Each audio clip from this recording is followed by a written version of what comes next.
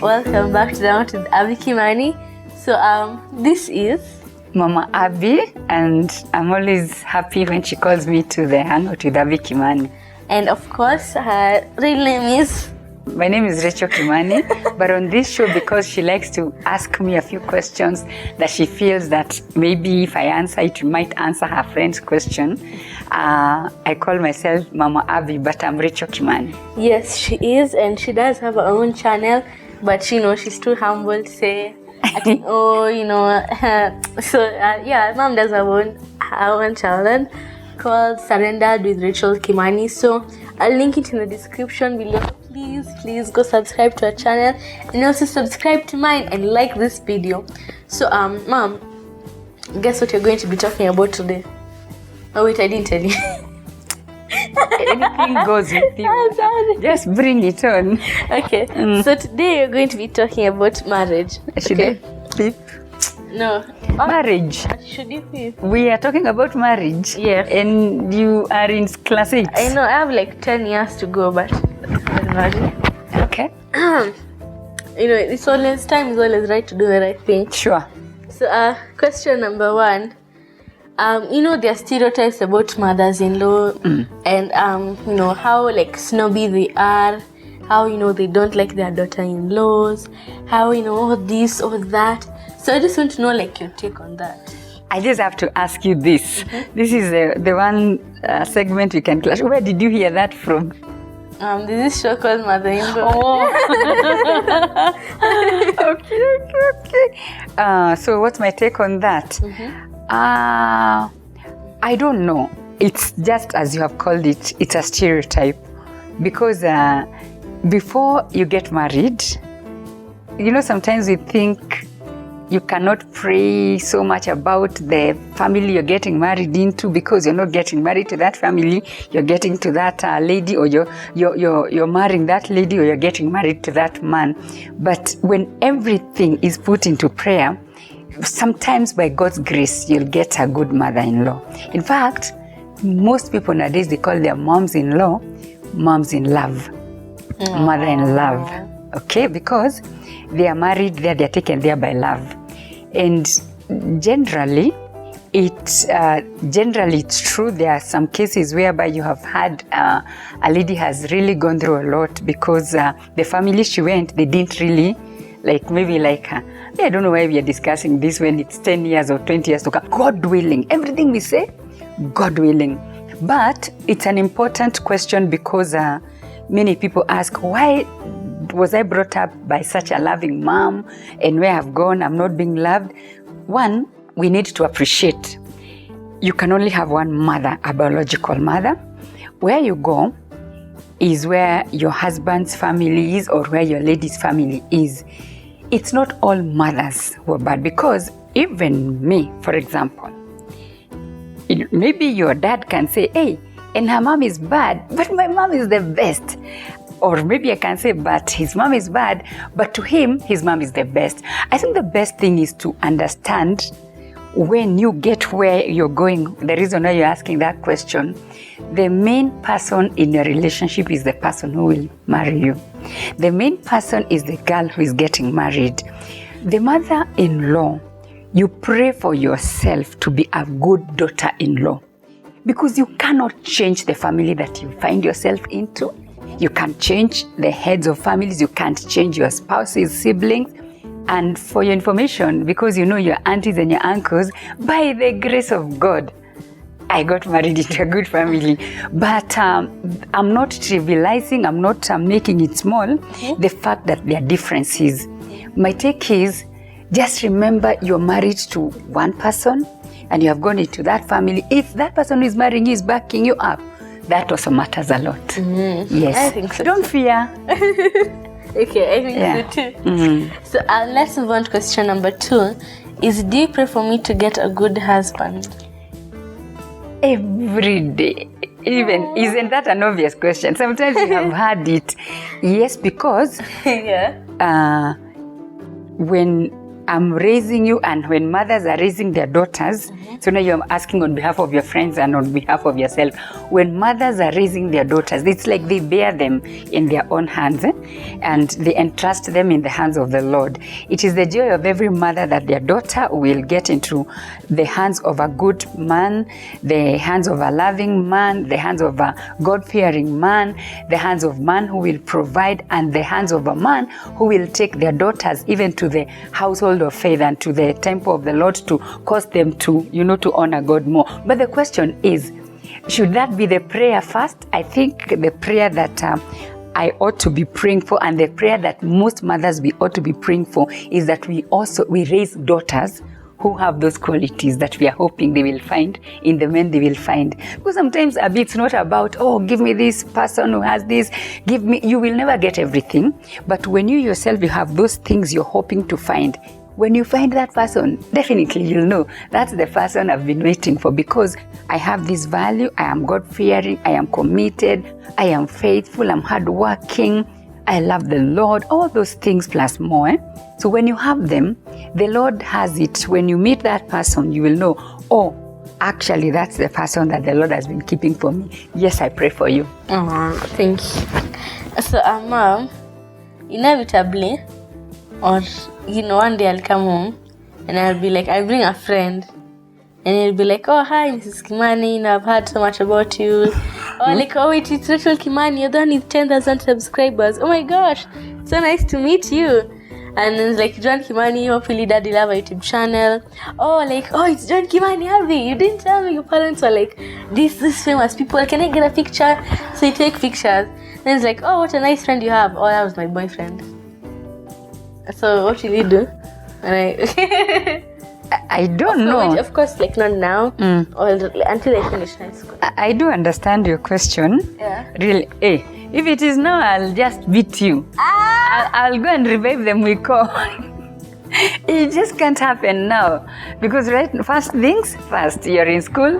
Even tell your friends they're in school. No relationships that are in line with marriage, okay? Yeah. So you tell them now they're reading, they're studying, and their main business is to study and go to high school and be in line with God's will for their life. So if that happens, I don't know, I will be shocked.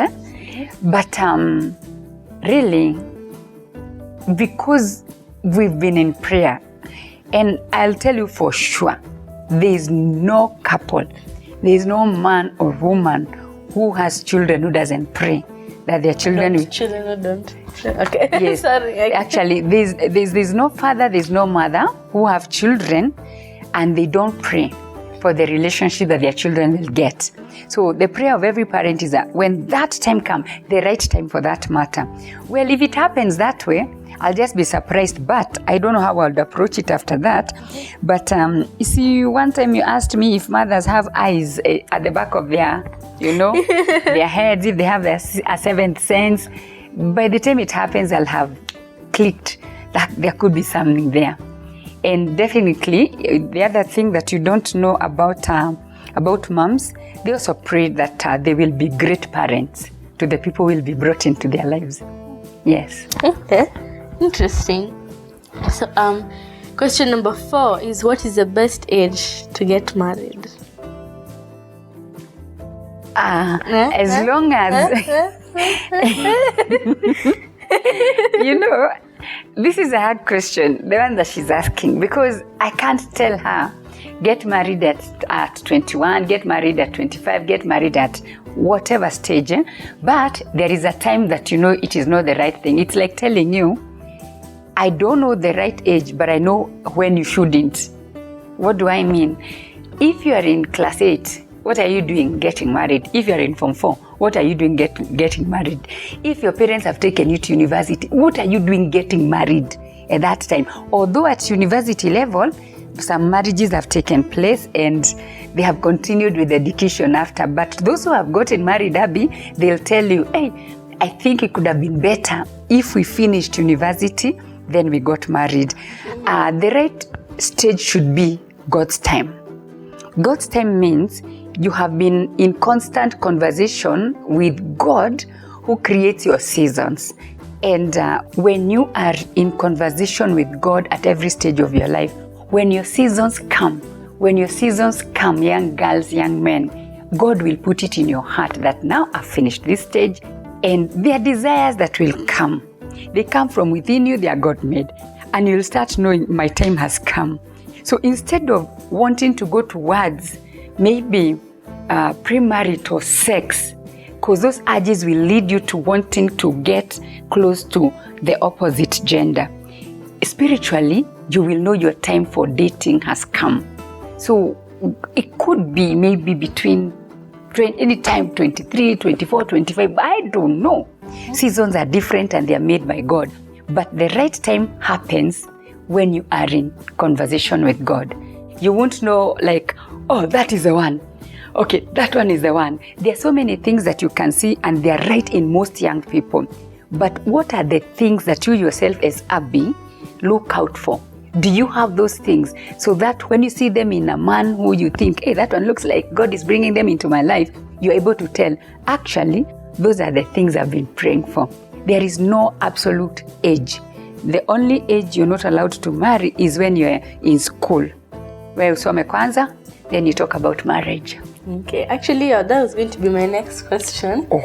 Like, how do you know who the one is? Because, like, that told me, like, the moment he looked at you, he knew, like, oh, yeah, that's my wife. Then you didn't even want Yes. Didn't even want him. So, do you have any advice on how to know, like, I assume it's not only my age mates who watch my videos. So maybe this is a young person. So, how do they know, like, the one? Unless they're like that, they'll just be like, oh, it's her. It's a her. Oh, okay. It's the most frequently asked question in relationships because it is the most tricky time when you're waiting. When a young girl and a young man, they're waiting to get married, they really can get confused because the time to get married happens like around the same time for the same age mates. And most of your attractions, they're around you. You go to church together, you go to college together, you finish school together, and in one way or another, they carry kind of similar things, but there are things that stand out in you. I like to say, it is not so much about how you will know it is him, but there are some mechanisms within you. There are things that God has put within you. There are things that God has put within us.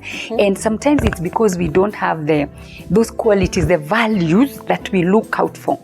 We say we want this person to be loving, to be selfless, to be patient, to be providing, to be rich. I don't know, I think even people to be rich, to be tall, to be what? Handsome. There's some, yes, of course you can't pray, may I get an ugly person.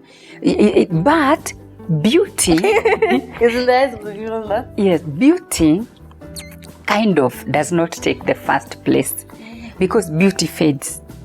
Beauty actually does fade. You could know someone with every feature right now, then something bad happens and they have an accident. You loved them. Did you love them because of their beauty or because of the inner qualities that they had? So if you loved them because they were so handsome, they were so beautiful, woe unto you because something has been taken away. If you love somebody because of temporal qualities and attributes, woe unto you because they also go. The way to know that is the person, when you spend time with God, it's like the way you spend time with me. If I spoke and my neighbor spoke, would you get confused? This is Mama so-and-so who spoke and not my mother. You would know this is my mom speaking because I've been speaking with her for the last 13 years. If you have been speaking to God about that person, when it is happening, you'll be having a clue here and there. But most clues, you have them within you. So they will start manifesting in that person. And that's how you tell that's the right person. But there are things that you cannot negotiate. Having said that, are you born again? They must be born again. Do they believe in the same faith like you? If they do, that's another thing, because you cannot negotiate. Because if I woke up like now today, I went to Sitam Buruburu, then Dad went to another, I don't know which church in another county, there's a problem. Do they love the things that I love? Do they care about the things that I care for? Do they even care about the things that God cares for? Those things are obvious, but they're not as obvious to us when we are looking for those people, because we don't spend time asking God about them. The encouragement I can give you people who are watching, the young people, and you're on a journey like Abby here, looking at 10 years and when she's seated here, it is thinking about, do I know exactly who I am? Do I know exactly what I carry? Can I tell when I find that other person? Just keep on doing the right thing at the right time, but keep not ignoring the topic of the right person. Because if you don't pray about the right person, you'll get the right person and you won't know the other ones. That is true. So thank you, Mom, for coming to my channel today. So I hope you guys have enjoyed, because you guys seem to love Ask a Mom, and I do too. I enjoy spending time with my mom. So that is that is it for today's episode. If you enjoyed, please leave a like, and if you're new here, kindly feel free to subscribe. But anyways, I'll see you guys on the next one. And in case you have a question and you're Abby's friend and you feel like, I don't want to ask this question to my mom, I've given Abby permission to ask me questions on your behalf. I will be glad to answer. If you have a question that you can write to me directly, I'll also be glad to answer you.